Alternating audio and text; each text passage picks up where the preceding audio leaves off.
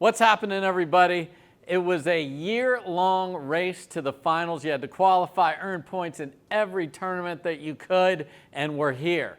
We're going to share with you who was in, and today on a video conference call, we had the players choosing their partners. I'll explain how that worked. It's so exciting to see who's going to be paired up out in San Clemente at the CIBC Finals. Let's start with mixed doubles. Here's what we did with mixed doubles. We let the ladies choose first this year. So the top 8 ladies, 1 through 8, got to pick from the 8 men that qualified. And we started with Anna Lee Waters, and she chose Ben Johns. What a surprise. I actually asked the two of them, hey, who started this relationship? Who asked first?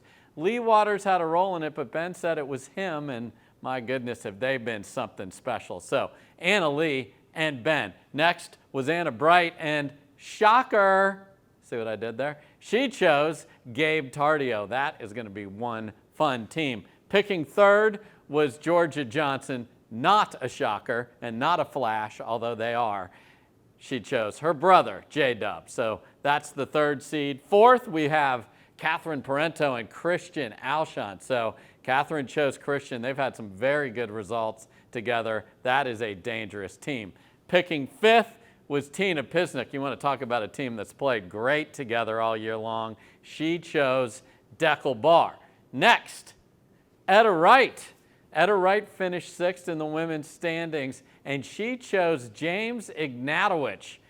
She's never played with Big Papa Jimmy before. So when you see those two names together, you're like, wow, that could be something else. So Jimmy, Etta, can't wait to see it. 7th was Rachel Rohrbacher, who just snuck in above the cut line. Again, only 8 ladies qualified. She picked Fed, had a really good run recently together. They played a lot together, and many of these teams have. So this is going to be terrific. And then finally, our last team will be Jessie Irvin and Riley Newman, a couple of OGs playing together. Missing on this list was a team that was terrific. We've talked about Thomas Wilson on some of the shows and the broadcasts.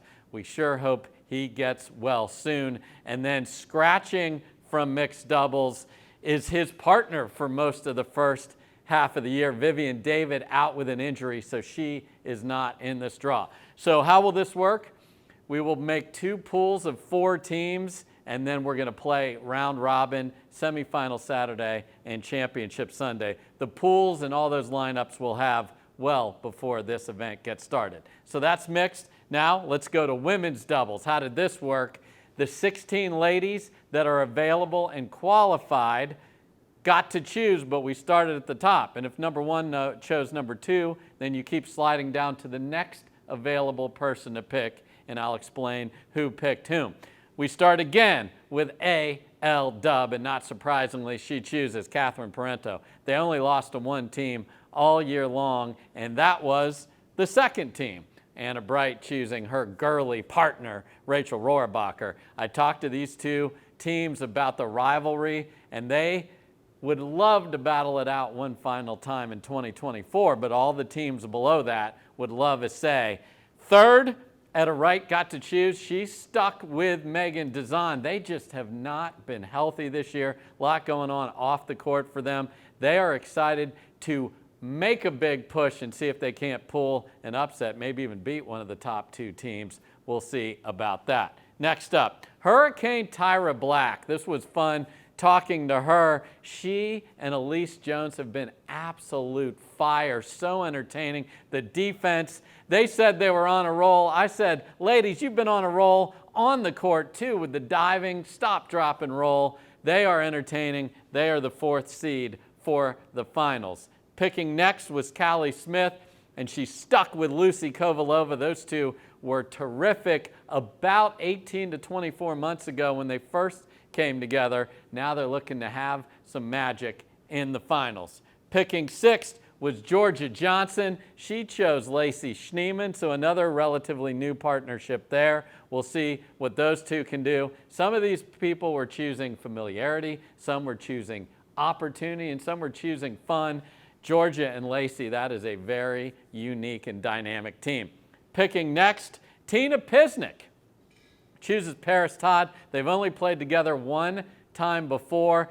Opposites in styles, but I think those two could come together and really be a handful. So watch out for Tina and Paris. And then finally, that left us with Mari Humberg and Jessie Irvin just sneaking in there. Again, Viv David had to scratch, and Leah Jansen is a scratch for the finals, both due to health concerns, so they will not be playing in any of the disciplines. So again, we'll make 2 pools of 4 and then battle it out. We love women's doubles.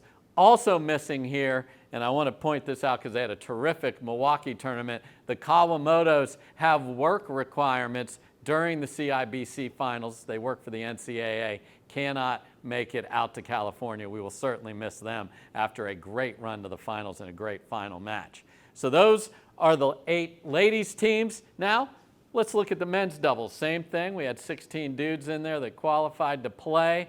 We'll start at the top. Colin Johns actually ended up with a few more points than his brother Ben. Not a surprise that he picked him. Second is where the surprises start in a big way. If you haven't been following along in the back corners and hearing, wait a minute, Dylan and J-Dub are not going to be playing together at this tournament and next year for the most part. So look what we have here. Dylan had the 3rd most points. He chose Pablo Tellez, the lefty. So what is the downstream ramifications of that? Here it is. J.W. Johnson chooses the youngster Gabe Tardio. Okay, so won't that be fun if those teams have to play against each other? I cannot wait to see that. Keep going down. Team number 4, Fed and Big H have been terrific when they've been on the court together. So this 2, 3, and 4, just tricking it up a little bit, will really make the men's draws very entertaining. Can't wait to see the pools and how those come together. 5th, Deckel Bar, Christian Alshon, couple of trees, man. That is a big team with a lot of firepower. We'll see if they can find chemistry together. The 6th team, Tyson McGuffin, chose Andre Diescu.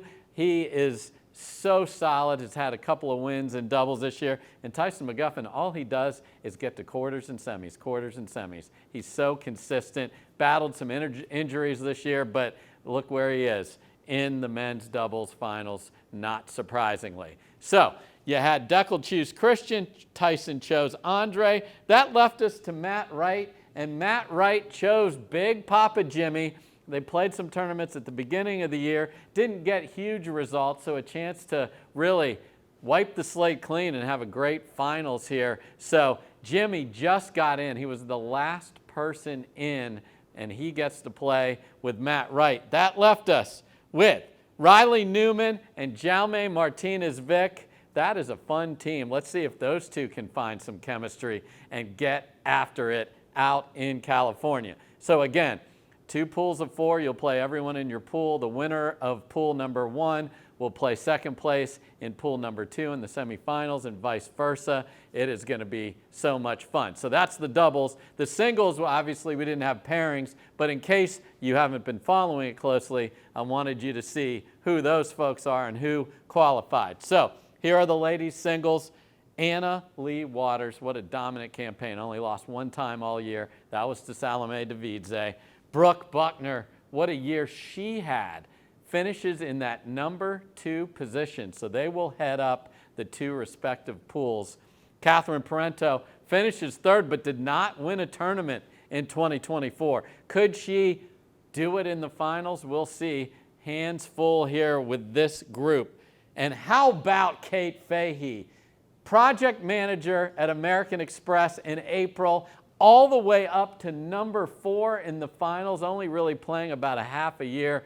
Won in Milwaukee again to lead into the finals. She's part of that shock team that's going to be in the MLP playoffs before the finals. Just tremendous run for her. Salome Davidze is the number 5, always terrific in singles. Caitlin Christian, oh so close, had a couple finals, didn't quite grab a title, but she's an absolute menace. Paris Todd, her seed kept getting better and better.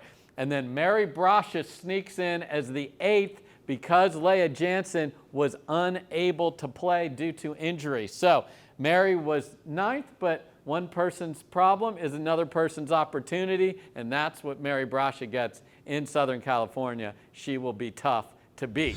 If you love pickleball as much as I do, you don't want to miss any content. So subscribe to this channel and click that bell and you'll get the notifications the second it is ready for you. And that's women's singles. Finally, let's look at men's singles, and no one was more dominant in their respective division than Fed was in singles. He was like church. He made it to Sunday every single tournament, it felt like. Huge disparity in points between him and Ben Johns, but in the finals, Ben had more wins over Fed, so that's a matchup pickleball fans would love to see in the finals here in San Clemente. We'll see if they both get there. Third, Connor Garnett. What's up, Tui Nation? What a consistent, great singles performance he's had all year long. He's gotten to the top of the podium. He is terrific. Hunter Johnson, you want to talk about a guy that just kept getting better and better. Hadn't played a lot of tournaments, so he was like the 34 seed earlier in the year, and now he's all the way up to number 4 in the finals. Congrats to Hunter Johnson. QD won a tournament. He's a youngster, nothing but upside. He is going to be a menace in singles for a long time. Dylan Frazier won the first event of the year, the Slam out in the desert. He is the 6th. Jaume Martinez, Vic, we love Showtime with Jaume. And then there is Tyson McGuffin, just keeps making it to the finals, finishes in the 8th spot. So again, we'll make 2 pools of 4, and it is going to be so much fun out in San Clemente. So here's how it's going to work, folks. We'll get all the information, the pools, who's going to be playing who, and all that to you a little closer. But we wanted you to know who the teams are today. Before we get to the finals, we got Major League Pickleball playoffs, the semifinals and the finals in Orlando this weekend. Then we'll have some turkey and then out to California for the CIBC finals. So this is going to be great, giving you a little preview. Thanks so much for watching this show and all of the great action on the Carvana PPA Tour. I'm Dave Fleming. Peace.